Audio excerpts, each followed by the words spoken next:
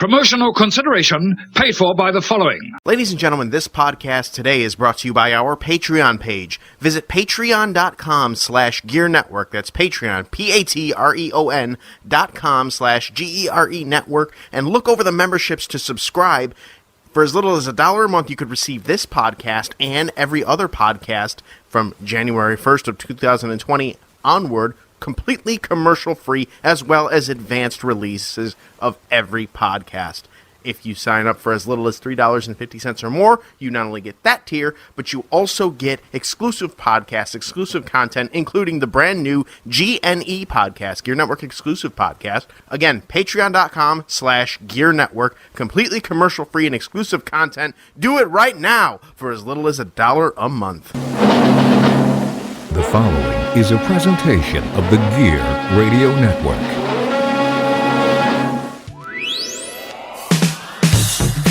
Coming to you live from the Gear Network studios in Rochester, New York. This is the JC Money Show with your host, John Cimino, aka JC Money. And now, here's John. Happy Sunday, everybody. Welcome to the JC Money Show here on the Gear Radio Network and on the JC Money Show Facebook page. On GearNetwork.com, you're watching this. On our YouTube page, you're watching this. On our podcast feeds, on your mobile devices, you're listening to it. And I am happy that you are here. My name is John Cimino at I am JC Money on Twitter, joined by my esteemed co-host, Gear Network special analyst, Eric Wolf at ICM_Wolf. Eric, how the hell are you today? I'm doing well.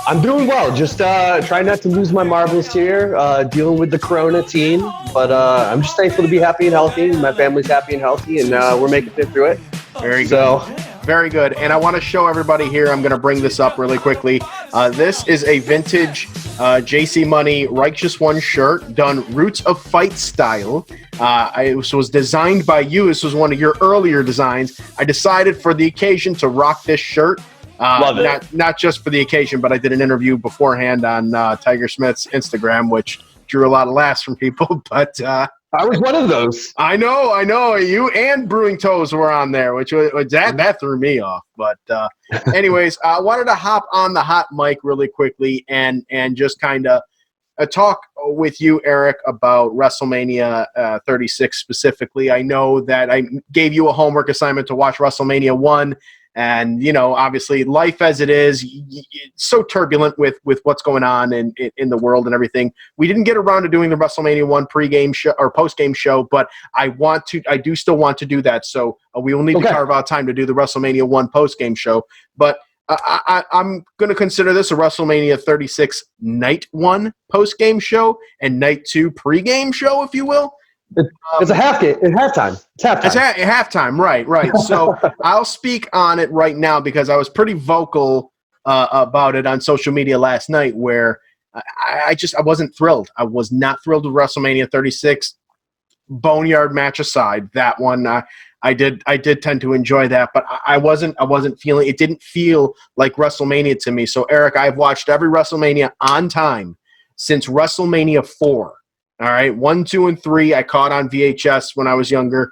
WrestleMania 4, 5 through now, I have had a bigger, more impressive streak than The Undertaker with making sure that I'm there to watch WrestleMania. But this one felt different because of the obvious, caveat of not having a crowd there, and that was a big thing, source of energy for me to draw me in watching as a viewer on TV. We didn't have that there. I didn't feel like I was as engaged with WrestleMania 36, but you, on the other hand, put over that you found it enjoyable. So I loved it. Take me through your thought process with that, my man, because I'm trying to figure out exactly how to enjoy it. Maybe hearing your perspective will help me do just that. So the big thing for me was, I give them all the credit, one, for keeping everything that they pre-recorded under wraps for as long as they have, and the fact that I didn't see anything pop out from pre-recorded information. So that's it. That was a huge shock to me. There was no dirt sheet information out there about what we were expecting to see. So everything technically still had that big fight WrestleMania feel. It did start off kind of slow, and it was kind of awkward at first. But if you put the fan aspect aside of it and you look at it for the pure WrestleMania moments of it, you got those. Sure, you didn't get the glitz and the glam of the big pyros and you're not getting the big stadium feel, but it had a very closed circuit feel to it. And that's what I loved about it, was how intimate it was, because the fans weren't there in attendance, but I feel that these people knew that they were going to be putting on a show for millions of people watching on the WWE Network Live. And so to see them go out there and give the same WrestleMania-esque style match that they would in front of 80 or 90,000 people and then millions on the network, but with nobody there, give the same level of intensity, the same work ethic, the same, the moments, the big moments that we got yesterday, with nobody in attendance, but they knew that those people were watching. Those people watching wanted that WrestleMania show. Perfect example was the Braun Strowman Goldberg match. We all expected to go in there and watch Goldberg take out Braun Strowman because Braun Strowman was the late time replacement for Roman Reigns. And we didn't see that. There was that shocking WrestleMania moment where Braun Strowman beat Goldberg. I don't know that I was overly shocked by that, to be perfectly honest with you. I half expected Braun to win the match just because they'd made such a big deal several weeks ago when he won the Intercontinental Championship, that it was his first singles championship, and then he lost it at the I think the last pay-per-view, or maybe the Saudi Arabia one. Yep. I don't remember. But they really didn't have anything, I think, for him, because they were transitioning to Sami Zayn and Daniel Bryan for the Intercontinental Championship instead of having Braun do that. Braun was a perfect replacement for it, and I think this only sets up Braun specifically to be not the guy, but to be the monster that Roman Reigns comes back and probably by SummerSlam, wrestles him. Or alternatively, if they do another Saudi Arabia show, maybe Goldberg takes the belt back, and then at SummerSlam they actually do Roman Reigns versus Goldberg, the money match that they wanted to do. I personally wanted to see that one myself. Yeah, and I think the thing that we all need to remember is we all knew Roman Reigns was going to be winning the title at WrestleMania from Goldberg. And so I was kind of hoping for that shock and Goldberg keeps it, and then they do Roman Reigns and Goldberg later on once we have the fans in attendance, because we all know that there's going to be the big boos and Goldberg is going to go under to Roman Reigns and put him over, and he's going to get the rub. But when Braun went out there and actually won it, I was like, oh, well, okay, that was actually kind of surprising. That was actually pretty cool.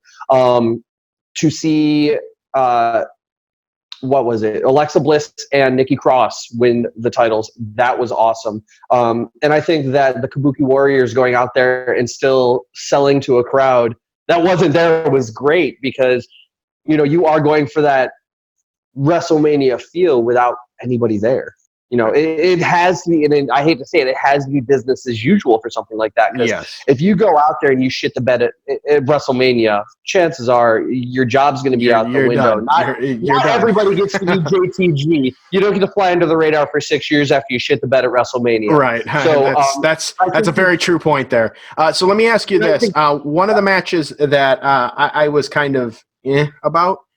Turned out to be the Raw Women's Championship match, Becky Lynch against Shayna Baszler. I didn't hate the match. I personally don't know that I was a fan of the outcome of the match, just because of Baszler being like now at this point, what's left for Becky Lynch? Baszler was the main challenger now, and they were and I felt like they were trying to equate her and build her up to be the next, essentially, Rousey. They kind of didn't do that, so I don't know what happens with Shayna Baszler now, and I don't know what happens with Becky Lynch now. Like, who legitimately is next in line for Becky Lynch?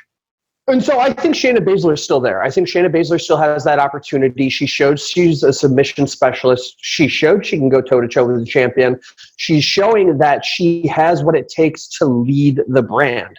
I think really what this is going to end up setting up towards is some sort of submission-style match, because Becky Lynch does have the disarmer. Shayna Baszler does have the rear naked choke that is vicious. The fact that it went to a pinfall while she had that choke locked in and she wasn't letting go until she heard that 3 count, that shows that they are putting over that move as being something devastating. Becky had a last-ditch effort to get that pinfall, 1, 2, 3, while locked in. who's to say that she wouldn't have lost consciousness at 4 or 5 seconds, and it would have been technically a TKO. Okay, so that's fair. I mean, at that point, it puts over Shayna Baszler as being a very, very, very devastating submission expert, and it puts over the fact that she nearly beat Becky Lynch, and it was just by pure luck and happenstance that Becky flipped over from the momentum of her going to her back, and got that pinfall. All right, I like that take on that. I like that take on that. Now, what brought me back into the actual event itself was the Boneyard match, The Undertaker and AJ Styles, which I at first I was very much like everybody else, like, what the fuck is a Boneyard match? And then I started watching it, and then for me, it was kind of cool looking at The Undertaker because he was like half biker taker, half phenom Undertaker, but like all Mark Calloway. And I really liked that extension of the Undertaker. I loved the AJ Undertaker story. And building no pun intended. Actually, pun intended. Fuck it. But it was a good story being told. I love the element of realism that they brought into it. And then the Boneyard match had a very Ultimate Deletion, Bray Wyatt, Randy Orton cinematic kind of thing. So I got that, and I was cool with that. But overall, I just didn't feel the same about WrestleMania 36 as the event itself. So Eric, tonight is night 2. I need you to do me a big favor because I'm probably going to keep this short to within the next 5 to 10 minutes so I can get this up before night 2 begins. Sell me on night 2. Sell me on night 2. What is your best pitch to get me to watch that event? Well, let's start off last night with the main event. Like you said, Undertaker, AJ Styles. This is a match where it wasn't the Undertaker going into it. It was Mark Calloway going into that match as Mean Mark. It was him. It was 100% him. And throughout that entire match, we saw the human side of Mark for the first time, I think, ever. And when they went through the wall and he was having trouble breathing, and as soon as AJ stomped him into that grave and he was laying there and he went ashes to ashes and he dumped the dirt on him, that's when we saw the Undertaker come out of Mark's body, much like the Incredible Hulk. That's when we started seeing the supernatural aspect of it. And I think what was most exciting about that is as he's dragging AJ over to the grave and he says, "You're going to last a hell of a lot longer than me. You're a hell of a lot tougher than me." And then you get that moment of Mark where he's like, "I'm not going to bury you, friend. I'm not going to bury you." And then Undertaker's like, "But fucking I am." Bah! Yes. We have that new handoff, the passing of the torch. And leaving that, I'm like, I cannot wait to see what they do for night 2. Now, night 2, if one thing you need to watch this for, we got Suplex City, bitch, from Brock Lesnar in front of 90,000 people. Now, imagine Brock Lesnar in an empty performance center where there's nothing but mics everywhere. You can hear everything. I cannot wait to hear what comes out of his mouth. And that's the thing. That's the thing too. Is what sold me on WrestleMania 36 initially was Drew McIntyre against Brock Lesnar. I had been calling for that. I'd personally been calling for that since when I started to see his slow push there, and I'm thinking McIntyre's going to win the Rumble, and he's going to fight Lesnar, and that's going to be appointment television. I was tweeting it over and over and over and over again, and then it finally happens, and then but for it to now happen in front of a major 80,000 seat stadium audience, I kind of feel bad for Drew McIntyre there, but in the same, that was my selling point initially. That is to happen tonight. I will probably watch that, but I don't know. As I'm looking over the card here for night 2, you've got Liv Morgan and Natalya, Rhea Ripley, Charlotte Flair. That'll be good. Lesnar, McIntyre, John Cena, Bray Wyatt. The Firefly Funhouse match will be awesome. If it's nearly as cinematic as the Undertaker AJ Styles was, which I don't know if you saw the reports, that took 5 hours to film. That entire segment. 5 hours that 4 guys went and put on a performance that was absolutely seamless. Yeah. Okay? That whole thing. And it told such an amazing story about how he was willing to literally die out there. Kill or be killed. Mm-hmm. It was essentially the story. He threw Gallows off of a building. He killed Carl Anderson on a roof. He buried AJ Styles alive. AJ's hand at the end too, like that was comically hilarious. So, even if we're looking at the cinematic aspect of it, and that's actually a throwback to an old Undertaker promo for a pay-per-view. I don't remember. I think it was a Buried Alive pay-per-view. Buried Alive in your house. Yeah, I think it was a very, very similar feeling to the promo for that. And so, here we are with night 2. We do have the Firefly Funhouse, which John Cena and Bray Wyatt, we know, has the ability to take something that's pre-recorded and make it amazing, especially with The Fiend, all the special effects. It's not going to be a Randy Orton, Bray Wyatt WrestleMania match where they're putting bugs in the ring and shit like that, but it'll hopefully be better than that. That was pretty terrible. Yeah, and we have Edge and Randy Orton, which is going to be just another amazing match. Edge, somebody who spent 9 years away from the business, with Randy Orton, a guy who's arguably one of the most legendary names of the past 2 decades, going against Edge, who is somebody that I grew up watching, he shouldn't be wrestling right now, but the fact that he beat life. He, after a second neck surgery, saying, I don't feel pain in my neck anymore, and he's able to get back in the ring, and he's able to do what he has always loved to do. That's more than enough reason for me to watch. Take my views, take my $9.99 a month. I'm going to watch night 2 of WrestleMania. And I think the fact that they split it up between 2 nights, we're not getting completely drained out. WrestleMania's over at long overdue. 10 o'clock, 9:30? 10 o'clock. 10 o'clock. It was over at 10 o'clock. I enjoyed that, and I hope that they take this model next year and in the years to come, because I would rather do 2 nights of 3-hour pay-per-views instead of one 7.5, 8-hour long one. Like I felt like with the WrestleMania that Roman Reigns and The Undertaker wrestled in the main event, I felt terrible for both of them, because by that point in time, I'm one eye open trying to watch the damn match. The Absolutely. kids, at the time, my stepsons lived with me. They were asleep by then because they had school the next day. So this, I do like this 2-night format thing. I really hope that continues going forward. But all right, so Eric, you did good. You sold me on night 2. I'll watch night 2, and I think you and I need to carve out time to reconvene and do a post gamer for night 2. If not tomorrow, then later on in the week or something. Sounds good. I'm not going anywhere. I'm stuck in my house like the rest of the country. Yes, indeed. Well, and of course now toying with the whole video cast, audio, all that stuff. So there's at least one positive with this quarantining thing. But again, absolutely, there's a lot of positives, especially for pro wrestling right now. We are getting some of the best wrestling we've ever seen, and we are getting new innovative ideas to put the brand out there for people to see. So I'm really excited to see what they do with night 2, and I really thank you for having me on today. No, well, you're the co-host, so I'm the co-host. You should be on. Eric, give them your social information. You can follow me on Twitter at ICM_Wolf. Same with Instagram. You can find me on Facebook at Eric Eminon on Facebook. So Facebook.com/Eric Eminon Pro Wrestling. I'm on there every so often, dropping some knowledge and dropping some cool matches. Hit me up. Let's talk wrestling. Let's talk fun stuff. Let's talk about the stuff that's not going on. Eric also is a contributor to, because I'm going to make this a thing with Listen In, the sports podcast I do with Brandon, but the half episodes, I think that's going to be an Eric thing as well. So that's going to do it for this edition of the JC Money Show, though, here on the Gear Radio Network. WrestleMania 36, Night 1, post-game show, Night 2, pre-game show. Thank you all for tuning in or watching.